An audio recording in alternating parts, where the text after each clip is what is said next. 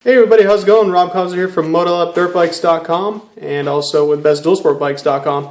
Today we're going to show you a nice little tech tip for you guys, your DIYers at home, so you could clean your injector yourself. And also to retrofit the 11s and 12s with the 2013 barrel type style fitting. So what this does is it actually moves this little filter, there we go, this little guy right here, this little conical style filter, right? This little guy usually slips right in there on the 11s and 12s, and what they did on certain models in 2013 is actually went to this barrel type, oh man, wow, I'm just tongue-tied today, the barrel style type quick connect. So what this does is actually acts not only as a quick connect coupling, but it also enables you to put your filter in right there. So it's really easy to access trail side and provides much easier access obviously than pulling the tank, the seat, and all that to get to this thing.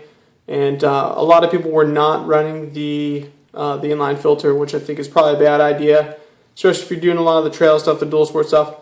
What happens if you don't run the filter? All that crap just goes right into the injector, and then you're pretty much SOL, unless you're carrying another injector. And we'll kind of get into that here in a minute on a couple trailside spares. So let's go ahead and show you how to back flush, or we're going to clean your filter. So Phillips head screwdriver, high pressure fuel hose, 5/16 ID is going to get you where you need to be, and also some grease.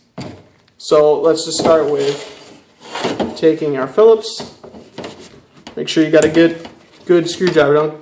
Don't bust out the cheap Walmart or the Pittsburgh tools on these ones, the cheap Harbor Freight ones.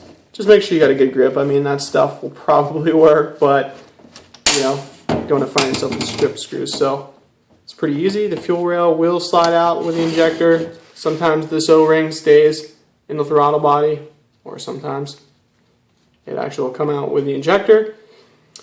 Take your time. Just you want to wiggle this thing. It's going to have a little bit of resistance coming off. Take your time. Alright, so there's your injector right here. Okay, so now what we're going to do is take our 5/16 fuel hose, wedge it on over the top,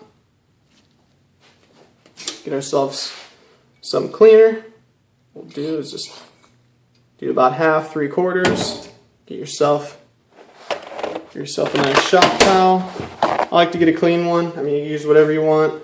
So this way, when we back flush it, you could see if there's any garbage that comes out. So let's take our air hose, little corrugated tip here. Put that on. You probably should have safety glasses on. Back flush it. I do that about 2 to 3 times, and then you could just take a look and see if there's any garbage on the backside or not. I've already done this one several times, so it's clean, looks good. And then what you want to do from there, obviously just remove your 5/16 high pressure fuel hose, and then what we're going to do to reinstall your injector into the fuel rail, get yourself a tiny little bit of grease, and you're just going to put it around the circumference of the red injector O-ring. I would advise carrying these red injector O-rings with you in your backpack on the trail. I've seen them go bad just out of nowhere, and also the same red O-ring goes in this 90-degree elbow here, and if you don't use this certain technique to put them back in, you're going to tear it, and then you're going to be SOL. So let's just go ahead and see, there's 2 guide tabs. That's where the injector connector goes up. Now what I do is actually put it in there, very light pressure, and then you want to oscillate it almost in a circle. Very light pressure. If you have to use anything more than light pressure, you're going to tear the O-ring. So you should just be able, once you get it started, seat it just like that. Nice and easy. Otherwise, if you have to force it in, yeah, like I said, pull it apart because you probably tore the O-ring. So ask me how I know that. Been there, done that. So let's go ahead and put our quad seal ring back on. And that just sits up against the throttle body, right? So, see, there's a hole where the injector just goes in.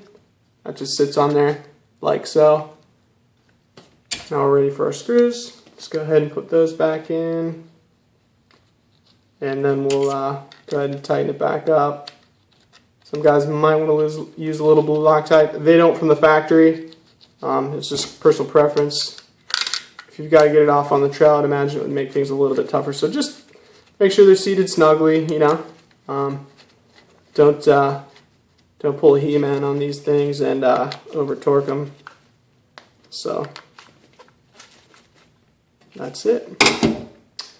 So yeah, check out bestlesportbikes.com for the Magic mods. It's single-handedly the best thing that you could do for your fuel injected bike, and we offer it on the EXCs, XCWs, which really makes a huge difference, and also as well as the XCFs and some of the SXFs we are offering on those as well, which will increase your performance off the bottom, which those things are notoriously dumbed down and boggy and love to pop and stall. So check us out, and yeah, thanks for tuning in. Hope this helps. So have a great ride, and we'll see you out on the trail. See you guys.